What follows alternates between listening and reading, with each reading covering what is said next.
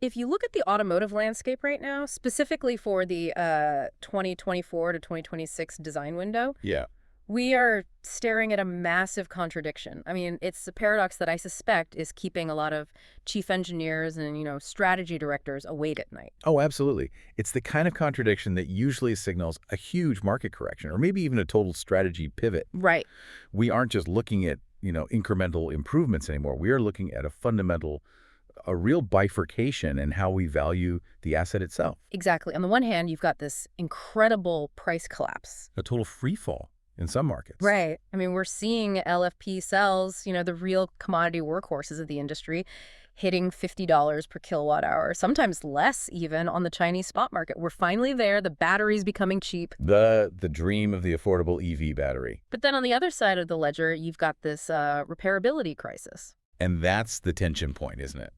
The hardware is getting cheaper to buy, but it's becoming exponentially more expensive to own and operate over its actual life cycle. So you scrape the bottom of your EV on a curb, you dent the pack housing. And that's it. Suddenly the insurance carrier is totaling the car. Yeah. A $50,000 asset written off because we can't fix a $500 module. Yeah. It's madness. And that tension, that exact tension between driving down the unit cost with hyper integration versus maintaining the life cycle value, that's the central theme of the reports we're digging into today. It is. We've gone through the strategy decks from McKinsey, the technical white papers from places like IAV, AVL, FEV, and the material science reports from Henkel. And the consensus seems to be that the performance era is, well, it's effectively over. Or at least the performance era is no longer the primary driver of engineering resources. For the last 10 years, the brief to R&D was pretty simple, right? More range. More range. Yeah. Higher energy density, 0 to 60 times that make you sick. We've sort of hit the point of diminishing returns there for the mass market. I think so. The new brief, the one that's going to define the next 3 years, is what we're calling the life cycle value era. It's a really profound shift from pure performance metrics to sustainability, serviceability, and intelligent validation. So for this deep dive, we're putting on our consultant hats, we're stepping into the boardroom. Our audience isn't the consumer, it's the engineering leads, the strategists. Exactly. And we're going to break this all down using an MEC framework, mutually exclusive, collectively exhaustive. We have to. It's the only way to structure this to cut through all the noise. We're going to look at 3 main pillars. First up is hardware evolution. Okay. And this isn't just batteries are getting better. It's about the deep diversions of chemistry and the structural manufacturing choices like 4680 and cell-to-pack that are actually causing that repairability crisis we just talked about. Right. And the second pillar? The second is digital intelligence. We're seeing a massive move away from physical first validation. It's just become a huge bottleneck. Way too slow. So we'll talk about how AI and electrochemical impedance spectroscopy EIS are completely changing how we test and monitor these assets in the field. And the third, which kind of ties it all together, is the regulatory ecosystem. This is the big constraint function. The EU battery passport, the US IRA, the FEOC rules. These aren't just, compliance checkboxes anymore. No. They are dictating the bill of materials before you even open your CAD software. So let's start with the context then. Section 1. The market landscape, because you can't engineer a battery pack in a vacuum. You have to buy your cells from someone. And looking at the 2025 supply chain data, that someone is becoming a very, very short list. It's an oligopoly. There's really no other way to describe it. We call it the great divergence in the reports. Okay. If you just look at the global market share, CATL and BYD combined are controlling over 55% of the entire market. But it actually goes much deeper than just cell assembly. You're talking about the upstream integration, the raw materials. Precisely. China now controls about 71% of the global manufacturing investment in this space. They have built what we call a fortress supply chain. A fortress? Yeah. They aren't just making cells. They're refining the lithium. They are processing the cathode active material. They are manufacturing the separator films. All of it. That vertical integration is exactly why they can push LFP prices down to $50 a kilowatt hour. They've squeezed the margin out of every single step of the process. That's every step. Which creates a really difficult dynamic for an engineer sitting in Stuttgart or Detroit. A huge headache. Because if you just want the best price, the best technology, you go to the fortress. But the geopolitical reality, specifically the Inflation Reduction Act in the U.S., makes that impossible for certain key markets. It forces a bifurcation of the entire platform. Yeah. If you were developing for North America, the IRA and the FEOC rules, that's the Foreign Entity of Concern guidance, those are now your primary design constraints. Not cost, not weight, compliance. Right. The IRA basically says, if you want that $7,500 tax credit, you cannot have critical minerals that were extracted, processed, or recycled by a foreign entity of concern. Which, for all intents and purposes, disqualifies the entire Chinese fortress supply chain. It does. So for your North American program, you are forced into this expensive, complex localization strategy. You end up with a dual sourcing approach, right? You have to. You have a high-cost IRA-compliant supply chain for your U.S. models, and then you have a low-cost CATL-based supply chain for your export models in Europe or elsewhere. And that adds just a massive layer of complexity to your validation plan. You're essentially validating two completely different batteries with different aging characteristics for the exact same vehicle chassis. It's a nightmare for the validation teams. And in Europe, the game is different again, isn't it? The EU isn't using subsidies to block China. They're using regulation as more of a defensive shield. That's a great way to put it. The battery passport, the carbon footprint declarations. These are essentially non-tariff barriers that are designed to force competition on transparency, not just on price. So they're saying you can sell your batteries here, but only if you can meet these incredibly high transparency standards for CO2 and recycled content. Exactly. Show us your work. So the big takeaway for the engineer listening right now is that cost is no longer the only variable. It's a three-legged stool. Cost plus compliance plus traceability. And that regulatory pressure is forcing this split in the technology itself, which I think brings us neatly to our first pillar, hardware evolution, specifically the chemistry. Okay, let's dive in. This is where that top-down analysis is most useful. The days of the one-size-fits-all battery are just gone. We are seeing a very distinct strategic split into three lanes: economic, balanced, and performance. And in that economic lane, the big headline seems to be that standard LFP, as we know it, is being dethroned. It's evolving. The new king of the mass market, for the next 3 to 5 years at least, looks to be LMFP. Lithium manganese iron phosphate. Right. So let's get a little technical on this. We all know LFP is super durable, very safe, but it's always lacked the energy density of the ternary cells. The premise here is that by doping the lattice with manganese, we solve that density problem. That's the theory, and now it's becoming the practice. It's a really elegant solution, actually. Standard LFP has a voltage plateau around, 3.4 volts? Right. When you introduce manganese into the crystal structure, you create a second higher voltage plateau at about 4.1 volts. Ah, okay. And since energy density is strictly a function of capacity times voltage, that voltage boost gives you a free, well, not free, but a 15 to 20% increase in system-level energy density without changing the form factor. So you're suddenly hitting around 230 watt-hours per kilogram at the system level. Yeah. That puts you in striking distance of, say, an older NCM 523 battery. Exactly. But you're doing it without the cobalt price tag or all the ethical supply chain issues that come with it. So it basically destroys the business case for those mid-tier nickel batteries. It really does. But, and this is a really big but, for the chemist listening, manganese is tricky. It suffers from something called the John Teller effect. The distortion of the crystal lattice. Exactly. During charging and discharging, the manganese ions actually distort the crystal structure.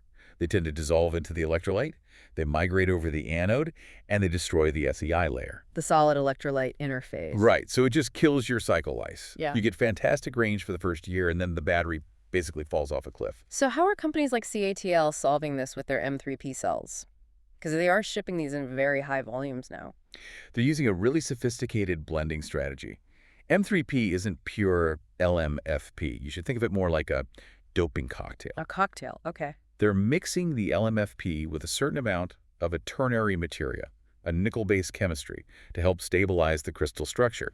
And on top of that, they're using advanced carbon coating and nanosizing the particles to improve the electronic conductivity, which is another inherent weakness of manganese. So it's not just a simple material swap. It's a complex hybrid cathode. It's a material science problem. Precisely. And that's why it's winning. It hits that golden ratio of cost and range for the mass market sedan or crossover.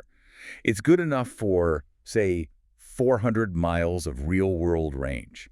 And it's cheap enough to finally compete head-to-head with internal combustion vehicles on price. Now, speaking of the low end of the market, we have to talk about sodium-ion. A year ago, everyone was screaming that sodium was the future. Lithium carbonate was trading at, what, $80,000 a ton. It was crazy. Now lithium has crashed.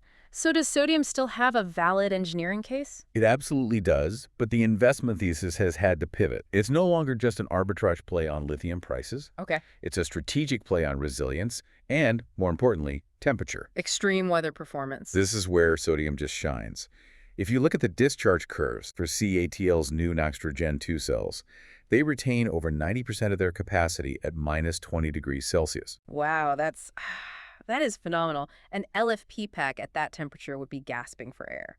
You'd be down to maybe 50 or 60% usable capacity without some heavy preheating. And that preheating just drains the battery even more, so it's a vicious cycle. Right. So if you are an engineer designing a vehicle for the Nordic market, or for Canada, or Minnesota, sodium-ion allows you to completely rethink your thermal management system. You might be able to delete the high-voltage heater entirely, or at least significantly reduce the thermal insulation overhead. The reports also mention it as a strategic backup. What does that mean? It means OEMs don't want to be held hostage by the lithium spot price ever again. By keeping a sodium-ion line active and validated, you have leverage in negotiations. It's a supply chain tactic as much as it is a technology. So if lithium prices spike again... You can immediately shift a portion of your volume to sodium. It keeps the miners honest. Okay, so let's move up to the high end. The performance lane. The reports we read were actually quite critical of the whole solid-state hype cycle. The tone seemed to be, stop waiting for Godot. It's a necessary reality check, I think. We have to be really careful to distinguish between semi-solid and all-solid. There's a massive technical and commercial gulf between the two. Okay, so NIO is shipping their 150 kilowatt-hour pack with Wellian cells. That exists in the real world today. It does exist. It hits an incredible 360 watt-hours per kilogram. It's impressive density. But it's semi-solid. It still contains about 5 to 10% liquid or gel electrolyte. Why? To wet the cathode interface. Solid-on-solid contact is just incredibly hard to maintain through thousands of cycles of expansion and contraction. The ions struggle to jump across those tiny dry gaps that form. The liquid fills them in. And what about the cost implications? They're astronomical. The best estimates are somewhere around $270 per kilowatt hour. Oh, wow. It's nearly 4 to 5 times the cost of the LFP cells we were just talking about. It's a halo product. It's a marketing statement. It is not a volume strategy for 2026. So for that high-performance GT car that's launching in 2026, the smart money is still on liquid electrolyte, but with a silicon anode. Yes. High-nickel cathodes, we're talking Ni90 or a higher paired with silicon-carbon anodes. That is the pragmatic frontier for performance. The big challenge there has always been swelling. Always. Silicon expands by something like 300% when it's fully lithiated. It just puffs up like a balloon and pulverizes itself. So the real engineering focus is on the anode architecture itself. Things like porous carbon scaffolds to give the silicon room to expand into. Exactly. And techniques like pre-lithiation to make up for the initial capacity loss. If you can solve that swelling problem, you get the charging speed. We're seeing real data on 4C, 5C, even 6C charging rates now. So that's a 10 to 80% charge in under 10 minutes. And that matters more to the premium customer today than an extra 50 miles of range they might never use. Okay, let's shift gears a bit. Let's talk about the physical architecture. Hardware pillar B. Because you can have the best chemistry in the world, but if you can't manufacture it efficiently, you're dead in the water. Absolutely. And the biggest buzzword in all the reports when it comes to manufacturing OpEx is dry electrode. This is the holy grail of battery manufacturing efficiency. It truly is. And Tesla has now confirmed they are running both a dry cathode and a dry anode process for the 4680 cell. This isn't just a small tweak. This removes the most energy-intensive, capital-intensive part of the entire factory. Okay, for those of us who don't spend our lives in a gigafactory, can you walk us through why going dry changes the economics so drastically? Sure. The standard wet process is a legacy of the old magnetic tape industry, believe it or not. You take your active materials, your cathode or anode powders, you mix them with a solvent, which is usually NMP, and it's quite toxic. Right, to make a slurry. To make a slurry, exactly. You then coat this slurry onto a copper or aluminum foil, and then you have to run that foil through these absolutely massive drying ovens to evaporate all the solvent. And these ovens are hundreds of meters long, they consume megawatts of power, and you need expensive solvent recovery systems on the back end. That's it. The dry process just skips the slurry entirely. You use a different binder, usually PTFE like Teflon, that fibrillates when you apply a high shear force. It turns into this sort of microscopic spider web that holds the powder together. You can then just press it directly onto the foil. No solvent, no ovens. And the result is you reduce the factory footprint by something like 40% and the energy consumption by 30%. That is a massive step change in CapEx. It is. But it's incredibly difficult to control. The shear force has to be absolutely perfect. If it's too high, the binder snaps. Too low, and it doesn't fibrillate properly. But the latest report suggests Tesla has finally hit a 92% yield rate. And that's the magic number, isn't it? In high-volume manufacturing, once you cross that 90 to 92% threshold, you are typically in the money. It suggests the process is stable enough for mass scaling. And when you couple that with the tabless design of the 4680 cell, which drastically reduces the internal resistance and ohmic heat, you have a very, very compelling cell. But this brings us right back to our opening hook, the integration of these very compelling cells. The repairability paradox. Exactly. We've seen this relentless march from modules to cell to pack, or CTP, and now all the way to cell to chassis, CTC. We're literally gluing cells directly into the car's body. It's fantastic for volumetric density. Yeah. I mean, CATL's latest Quillen battery hits 72% volume utilization. It's basically a solid brick of energy. But if you use structural adhesive to glue those cells directly to the chassis to make the car stiffer, you can't take them out again without destroying the pack. You can't. So we are, in effect, creating a disposable car. If one cell fails, or a single module goes bad, or, and this is far more likely, the housing just gets dented in a minor incident, you cannot chemically or mechanically separate the components for repair. And the insurance industry is starting to revolt. They're jacking up premiums through the roof, or in some cases, refusing to insure certain models because the risk profile is binary. It's either perfectly fine or it's a total loss. There's no in between. So we are finally seeing a counter movement, and this was one of the most interesting parts of the IAV report. They're proposing something they call Eco-Design 2.0. Yeah. And their solution to this weight versus repairability trade-off is steel. It sounds completely backwards, doesn't it? It does. We've spent the last decade religiously moving to aluminum to save every last gram. Yeah. But IAV's life cycle analysis is really compelling. Steel has a significantly lower carbon footprint to manufacture about a quarter of aluminum CO2 emissions per kilogram. But what about the weight penalty? That's the first thing any engineer is going to ask. It adds about 75 kilograms to the vehicle mass, which is significant. You can't ignore that. But because steel is stronger and cheaper, IAV was able to design a pack that uses snap locks and traditional bolts rather than relying on structural adhesives. So it's modular by design. You can actually open it. You can open it. Yeah. And when you factor in the entire life cycle, the ability to repair a single module instead of replacing the whole pack, and the much greater ease of recycling at the end of life, the total CO2 footprint of the battery drops by 51%, and the cost drops by 31%. That is a fascinating trade-off. We are consciously accepting a mass penalty to gain a massive life cycle value win. That perfectly encapsulates the shift to this new era we were talking about. It really does. But let's say you need the stiffness. You're building a sports car. You need the battery to be a stressed member of the chassis. You have to use glue.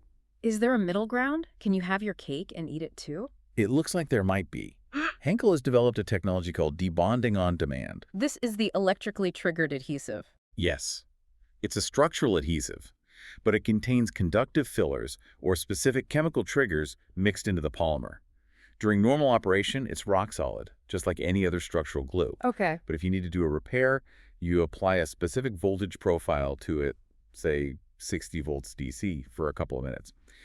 This triggers an electrochemical reaction that breaks the polymer chains right at the interface. It just unzips. It unzips. The bond strength drops by 98%. You can literally lift the lid off the pack, replace the bad module, and then reseal it with a fresh application. That feels like a technology that the EU regulator is eventually going to mandate. If you glue it, you must have a way to unglue it. It's certainly where the right to repair legislation is pointing. It elegantly solves that structural versus repairable conflict without compromising the driving dynamics of the vehicle. This leads us naturally into our second pillar, digital intelligence. Because if we're introducing all these new chemistries, LMFP, sodium, high nickel, and we're changing the mechanical integration, the validation burden must be exploding. It's exponential.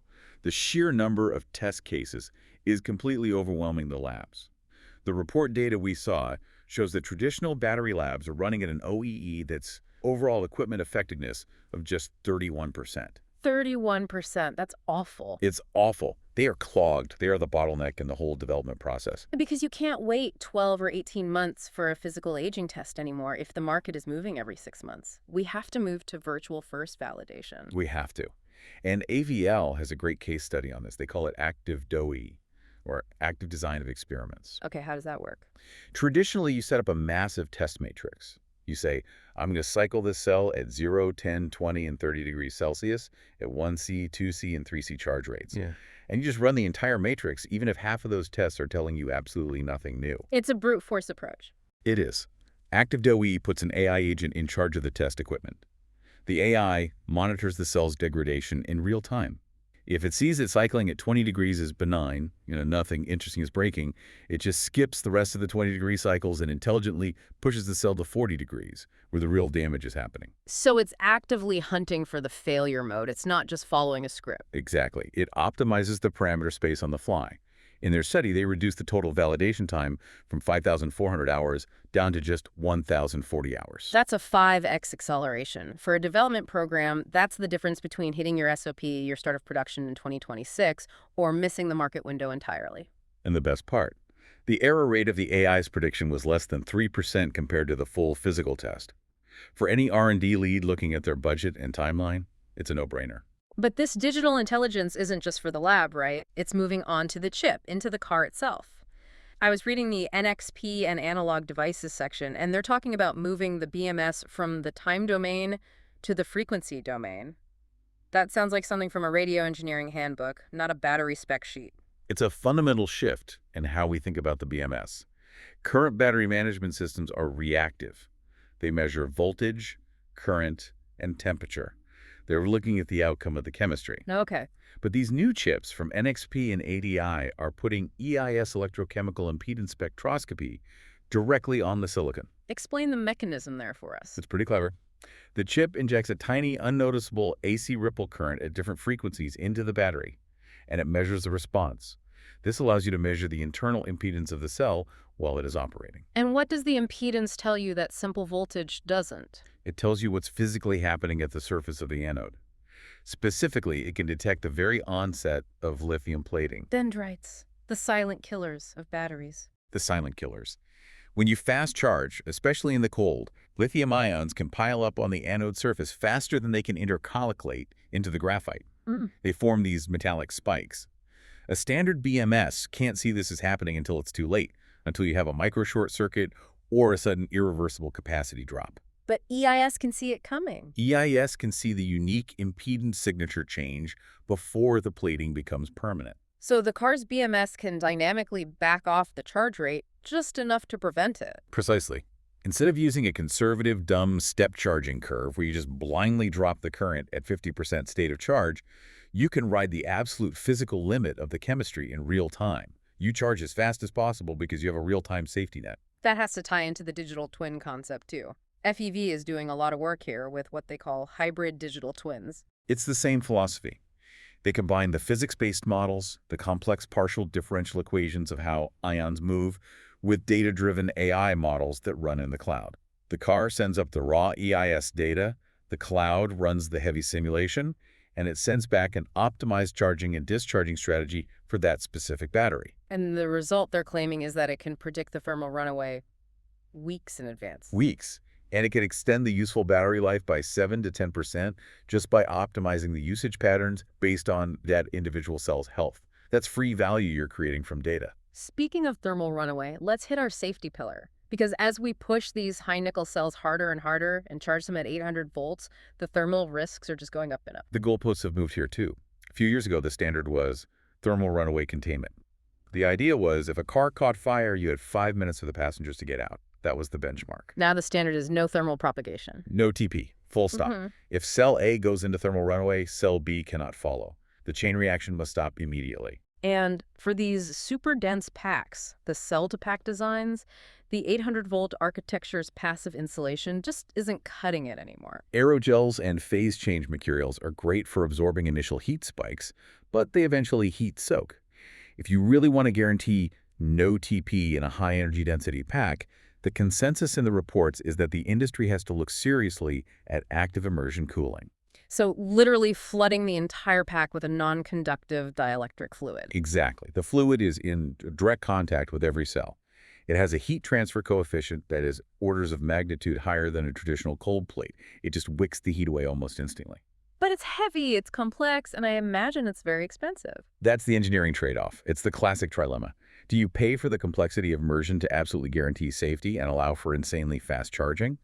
Or do you try to engineer your way out of it with advanced CFD simulation and better aerogels? And the verdict from the reports is? The verdict seems to be that for the absolute top-tier performance packs, immersion is the only truly sure way to guarantee no TP under all conditions. For the mass market, the jury is still out. Okay, let's move to our final pillar, regulation, the license to operate. We mentioned the EU battery passport earlier. The EU battery regulation is going to be the operational headache of the decade for a lot of companies. By 2027, every single EV battery sold in the EU needs to have a digital twin of passport that carries its entire history. Its chemistry, its state of health, and its lifetime carbon footprint. And not just a generic average carbon footprint for that model. AVL is helping companies implement bottom-up tracking. They are putting sensors on the factory floor to monitor the energy consumption of the welding robots per unit. So you're saying if the robot was idling for 10 seconds longer on my battery than it did on yours, my battery will have a slightly higher carbon score in its passport. Theoretically, yes, it gets that granular. And to manage the huge trust issues between the miners, the refiners, the cell makers, and the OEMs, they're using blockchain. I know a lot of engineers roll their eyes at the mention of blockchain, but in this specific context. It actually solves a very specific problem. Notarization without revelation. The suppliers don't want to give the OEM their raw process data. That's their secret sauce, their IP. Sure. The blockchain allows them to mathematically prove that their carbon calculation is correct without revealing the proprietary process data that went into it. It's a perfect zero-knowledge proof application. And this all feeds into the circular economy, right? If the recycler at the end of the battery's life can just scan a QR code and know exactly what chemistry is in the pack, and they can easily open the pack because of the debonding adhesive we talked about. Then they can recover high-purity materials. Instead of just shredding it all into the dreaded black mass. Right. Mixed black mass is low value. Separated high-purity cathode powder is extremely high value. Designed for recycling suddenly becomes a profit driver, not just a compliance cost. That is the key shift. Compliance is no longer just a cost center. It's an asset builder if you do it right. Yep. So we've covered a massive amount of ground here. The supply chain oligopoly, the great chemistry split, the dry electrode manufacturing revolution, the rise of the digital twin, and the crushing pressure of regulation. If we have to synthesize all of this into a clear strategy for the listener, the chief engineer, or the strategy lead, what are the key marching orders? I see three very clear imperatives coming out of this analysis. Number one, flexibility over optimality. Do not lock your company into a single chemistry. The market is diverging too fast. You absolutely need a modular platform that can accept LMFP for the volume cars and high nickel for the margin cars. Don't bet the farm on one horse. Simple as that. Number two, solve the repairability paradox now. Don't kick this can down the road. Whether you choose modular steel packs or invest in smart adhesives, you have to ensure your product is insurable and serviceable. If you ignore this, the total cost of ownership will kill your sales no matter how good the car is on paper. And the third imperative? Data is infrastructure. Build the battery passport architecture now, before it's mandated. Don't wait until 2027. Use that data infrastructure to power your digital twins, to optimize your warranty costs, to create new services. The companies that treat compliance as a data asset will win. The ones that treat it as a mountain of paperwork will drown. I want to leave our listeners with one final thought, a provocation, if you will. Go for it. We are spending billions of dollars engineering these batteries to last 15, maybe 20 years. We're using AI and advanced chemistry to extend their life far beyond what we thought possible. But the car itself, the screens, the soft-touch plastics, the trendiness of the design, that might only last 10 years before it's obsolete. A fundamental mismatch in life cycles. A huge mismatch. The battery is becoming this long-term infrastructure asset that's trapped inside a short-term consumer electronic. So the biggest engineering challenge of the next decade might not be making the battery drive the car. It might be designing the battery to survive the car, to be easily divorced from its first chassis so it can go live a second or even third life on the grid. So the question for the engineers is, are your designs ready for the divorce? That is the question for the drawing board. Thanks for diving in with us today. My pleasure. Thank you.